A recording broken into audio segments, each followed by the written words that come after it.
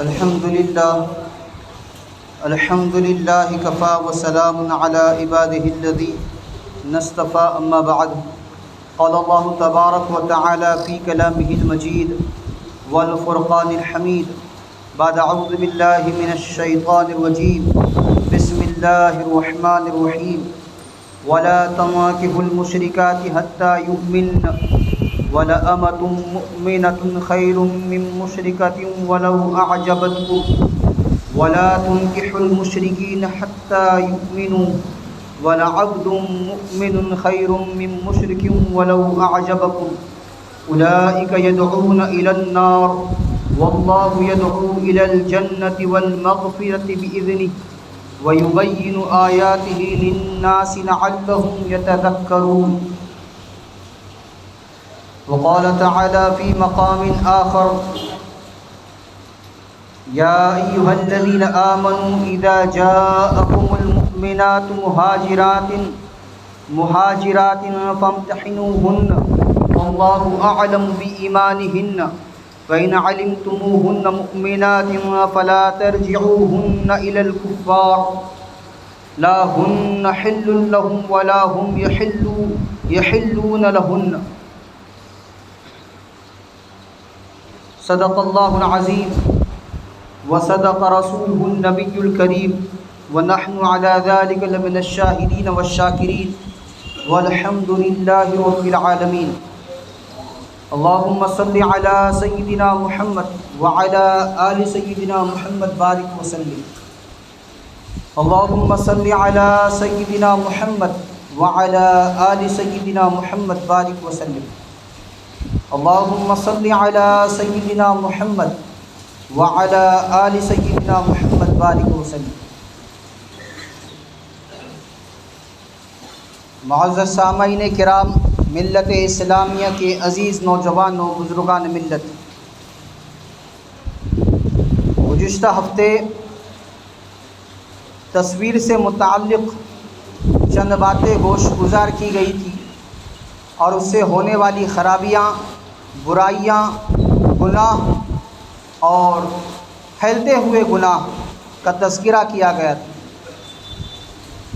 اسی کے ذیل میں، اسی فتنے میں ایک اور چیز جو معاشرے میں پنپ رہی ہے، بڑھ رہی ہے، جنم لے رہی ہے اور تیزی سے جو بڑھتی چلی جا رہی ہے، وہ ہے غیر مذاہب کی طرف امت کی بہن بیٹی اور نوجوان بچوں کا رجحان.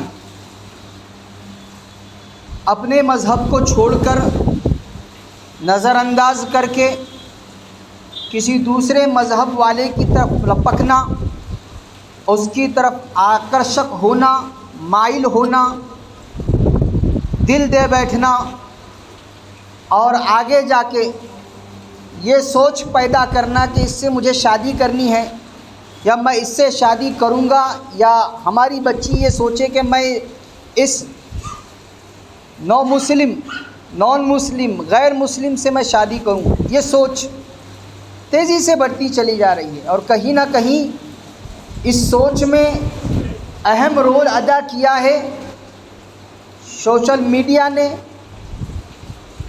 فلمی دنیا کے لوگوں نے،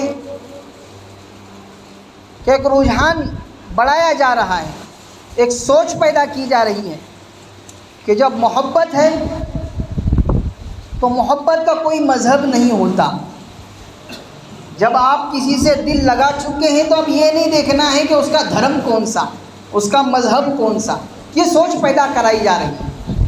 حالانکہ ہم جس مذہب کے ماننے والے ہیں، مذہب اسلام، اس کی تعلیمات میں واضح طور پر یہ باتیں بتائی گئی ہیں کہ جہاں آپ کی پسند ہو وہاں نکاح کرنا ہے ایمان کی شرط کے ساتھ. ایمان شرط لازم اور شرط اول ہے. ایمان کے بغیر سوچا ہی نہیں جا سکتا، تصور ہی نہیں کیا جا سکتا کسی دوسری جانب مائل ہونے اور دل لگانے کے بعد. سورۃ البقرہ آیت نمبر 221 میں اللہ تبارک و تعالیٰ ارشاد فرما رہے ہیں وَلَا تَنكِحُوا الْمُشْرِكَاتِ حَتَّى يُؤْمِنَّ، اور مشرک عورتوں سے اس وقت تک نکاح نہ کرو جب تک وہ ایمان نہ لے آئیں، جب تک وہ ایمان نہ لے آئیں۔ یقیناً ایک مومن باندی کسی بھی مشرک عورت سے بہتر ہے، خواہ وہ مشرک عورت تمہیں پسند آ رہی ہو۔ اور آگے اللہ تبارک و تعالیٰ ارشاد فرما رہے ہیں جس کا ترجمہ ہے اور اپنی عورتوں کا نکاح مشرک مردوں سے نہ کراؤ جب تک وہ ایمان لے آئے، جب تک وہ ایمان نہ لے آئیں۔ یقیناً ایک مومن غلام کسی بھی مشرک مرد سے بہتر ہے، خواہ وہ مشرک مرد تمہیں پسند آ رہا ہو۔ یہ سب دوزخ کی طرف بلاتے ہیں، جبکہ اللہ اپنے حکم سے جنت اور مغفرت کی طرف بلاتا ہے اور اپنے احکام لوگوں کے سامنے صاف صاف بیان کرتا ہے تاکہ وہ نصیحت حاصل کریں۔ میلان کی وجہ کیا؟ اپنی طرف آکرشک کرانے کی وجہ کیا؟ کہ یہ جو مسلمان ہیں، لڑکا ہو یا لڑکی، یہ جو مسلمان ہے اس کا ایمان چھیننا ہے، اس کے ایمان کے ساتھ کھلواڑ کرنا ہے۔ اب اس کے لیے لالچ دی جا رہی ہے، بیش قیمتی تحفے دیے جا رہے ہیں۔ اپنی سگی بہن کو نہیں دے گا وہ موبائل، وہ اپنی معشوقہ کو دے رہا ہے۔ اپنی ماں کے لیے کبھی ہزاروں روپے کا موبائل گفٹ نہیں کرے گا، لیکن اپنی محبوبہ کے لیے کر رہا ہے۔ اور یہ پگلی سوچ رہی ہے کہ اتنا اونچا گفٹ تو مجھے مل رہا ہے، ساری زندگی یہ ملتا رہے گا۔ اور سمجھانے کے باوجود یہ باتیں آ رہی ہے، کیا مجھے تم یہ موبائل دلاؤ گے؟ 1,00,000 1.5 لاکھ کا موبائل کیا تم دلا سکتے ہو؟ یہ دلا رہا ہے، اس لیے میں اس کی طرف مائل ہوں۔ تو دنیا اور دنیا کی چیزیں ایسی نہیں ہیں کہ ایمان اس کی وجہ سے چھوڑا جائے، ایمان کے ساتھ سودا کیا جائے۔ اسی کو اللہ تبارک و تعالیٰ فرما رہے ہیں کہ اولئک یدعون الی النار، یہ تم کو جہنم کی طرف بلا رہے ہیں۔ لازمی بات ہے کہ جب ایک ایمان والی بچی یا ایمان والا بچہ کسی غیر مسلم کے ساتھ انوالو ہوگا، اس کا نکاح تو ہونے سے نکاح ہو ہی نہیں سکتا، تو اب ان کا رہنا سہنا، ان کی بات چیت، ان کا اکٹھا ہونا سب حرام۔ اب یہ حرام کرنے کی پاداش میں کہاں جائے گا؟ جہنم میں جائے گا۔ تو اس کو اللہ فرما رہے ہیں کہ یہ لوگ تمہیں جہنم کی طرف بلاتے ہیں۔ واللہ یدعو الی الجنۃ والمغفرہ، اور اللہ تمہیں جنت اور اپنی مغفرت کی طرف بلا رہے ہیں کہ ایسے کسی چیز کے ساتھ سودا نہ کرو، اپنے ایمان کا سودا مت کرو، ایمان کے ساتھ کھیلو مت۔ یہ بہت انمول چیز ہے، یہ ایسی چیز نہیں ہے کہ جسے بار بار خریدا جا سکے یا اس کا مول کیا جا سکے، یہ انمول چیز ہے۔ اور یہ ہماری زندگی کا سب سے بہترین اور سب سے اہم سرمایہ ہے، ایمان۔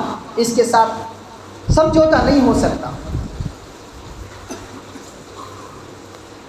ایک اور چیز آپ کو سن کے اور حیرت تعجب ہوگا کہ صلح حدیبیہ کے بعد سن 8 ہجری کے بعد قرآن کریم کی آیت سورۃ الممتحنہ اللہ تبارک و تعالیٰ ارشاد فرما رہے ہیں یا ایھا الذین آمنوا اذا جاءکم المؤمنات مہاجرات فامتحنوہن اللہ اعلم بایمانہن فإن علمتموہن مؤمنات فلا ترجعوہن الی الکفار لا ہن حل لہم ولا ہم یحلون لہن۔ کیا فرما رہے اللہ؟ اے ایمان والو، جب تمہارے پاس مسلمان عورتیں ہجرت کر کے آئیں تو تم ان کو جانچ لیا کرو، اللہ ہی ان کے ایمان کے بارے میں بہتر جانتا ہے۔ پھر جب تمہیں معلوم ہو جائے کہ وہ مومن عورتیں ہیں تو تم انہیں کافروں کے پاس واپس نہ بھیجنا۔ کیوں نہیں بھیج سکتے؟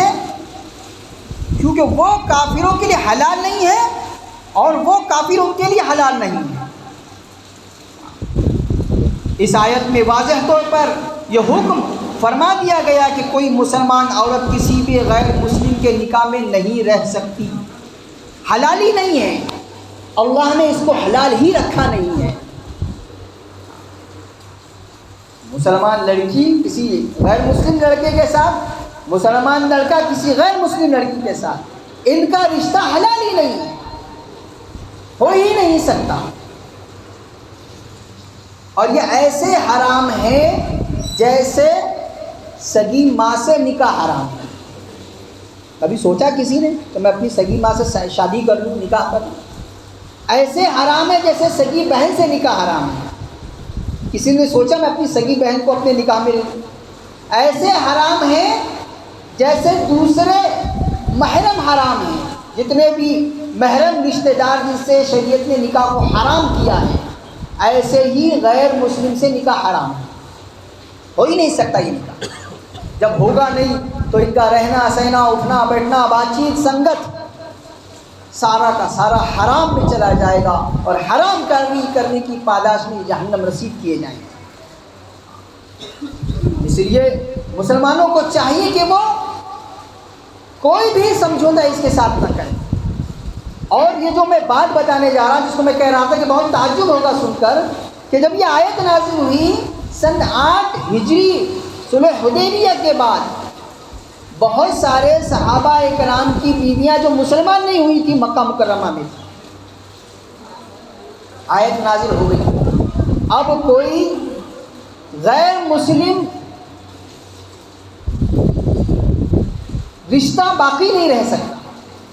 بہت ساری عورتیں ہیں جو مسلمان ہو کر آ رہی ہیں، ان کے شوہر وہاں پر ابھی تک مسلمان نہیں بنے، ایمان میں داخل نہیں ہوئے ہیں.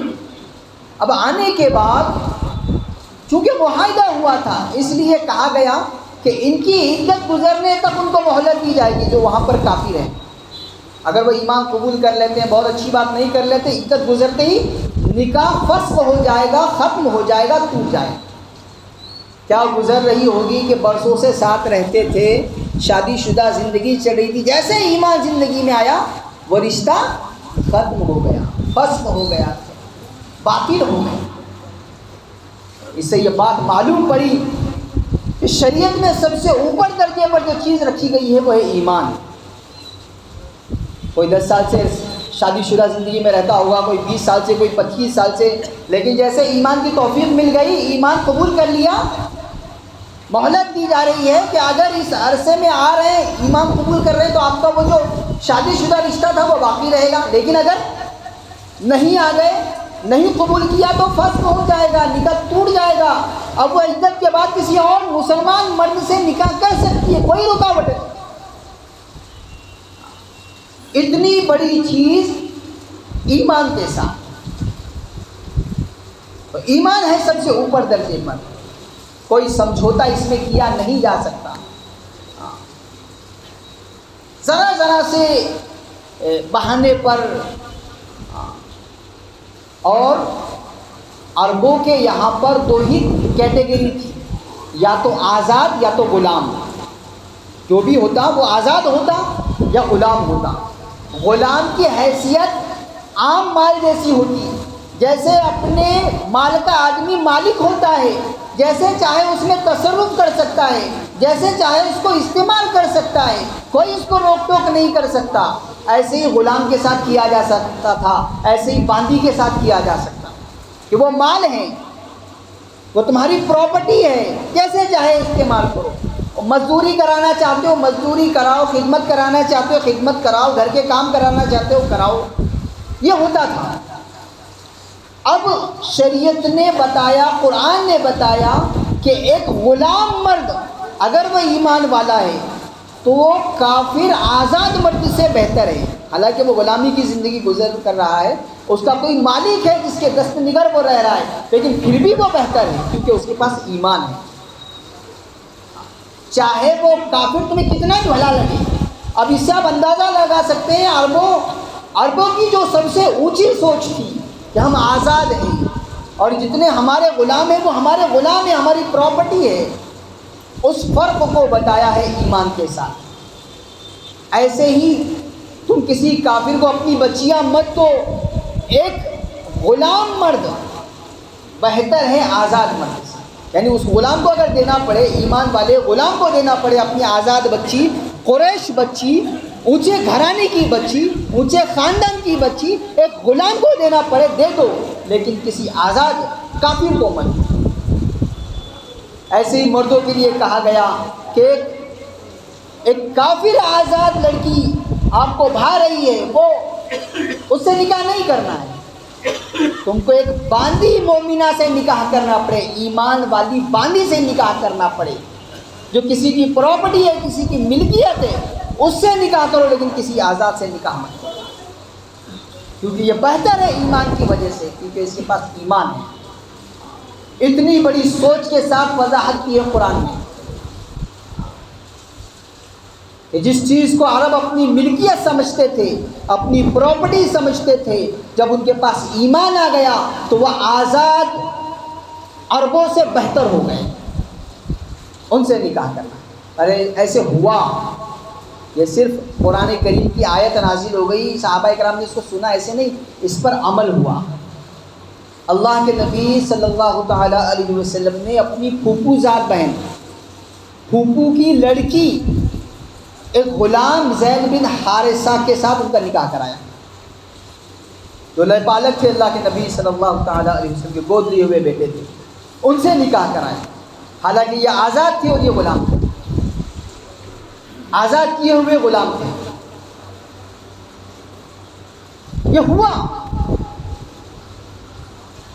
تو سب سے بنیادی چیز اور اہم چیز جو مسلمانوں کو لینے کی ہے کہ ایمان کے ساتھ کسی حال سودا نہیں کیا جا سکتا۔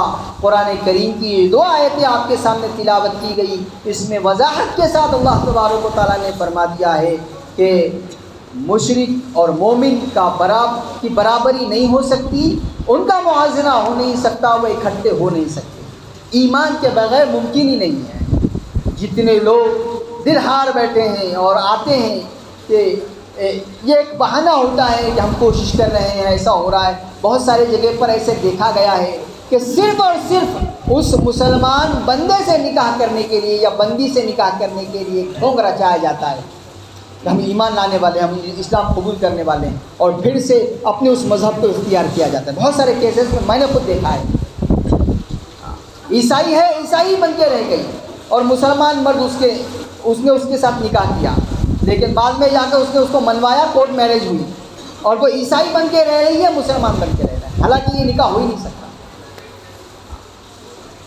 ہوش میں آنے کی ضرورت ہے، خصوصاً ہمارے نوجوانوں کو اور پڑھے لکھے لوگوں کو، جو اس بات کا بہانہ دیتے ہیں کہ ہمارے کوالٹی کا لڑکا نہیں مل رہا ہے۔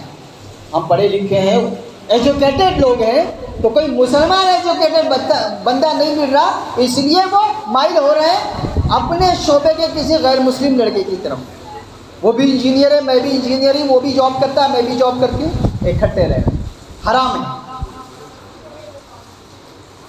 ایک کم کمانے والا، کم پڑھا لکھا مسلمان ہے، اس سے نکاح بہتر ہے کسی ایجوکیٹڈ اور انجینئر کافر سے نکاح کرنے سے، جو قرآن کریم میں بھی مثال دے کر بتایا غلام اور آزاد کی۔ اس مثال کو آپ فٹ کر سکتے ہیں ہمارے دور کے اعتبار سے کہ معمولی درجے کا بھی اگر مسلمان ہے اور بچی بہت اونچے لیول کی ہے، بہت پڑھی لکھی ہے، اس کو ایمان کی بدولت، ایمان کے ساتھ اگر رشتے آ رہے، بہت اچھی بات ہے، کوشش کرنی چاہیے، اپنے لیول کے لوگ ڈھونڈنے چاہیے، لیکن خدا نخواستہ اگر نہیں مل پائے تو سمجھوتا کر کے کسی کم کمانے والے مسلمان کے ساتھ نکاح کرا دینا چاہیے، بجائے یہ کہ بہت زیادہ کمانے والے بہت پڑھے لکھے کافر کے ساتھ اس کی میرج کرانے سے، اس کی شادی کرانے سے، یہ ہوگی ہی نہیں۔ اللہ کرے کہ امت اسلامیہ صحیح معنی میں ان چیزوں کو سمجھنے والی بن جائیں اور اپنے ایمان کی فکر کرنے والی بن جائیں، اور ہمیں اپنے بچوں اور خصوصاً نوجوانوں کی فکر کرنے کی اللہ توفیق عطا فرمائے۔ وآخر دعوانا الحمد للہ رب العالمین، والصلاة والسلام علی سید الانبیاء والمرسلین صلی اللہ تعالی علیہ وسلم۔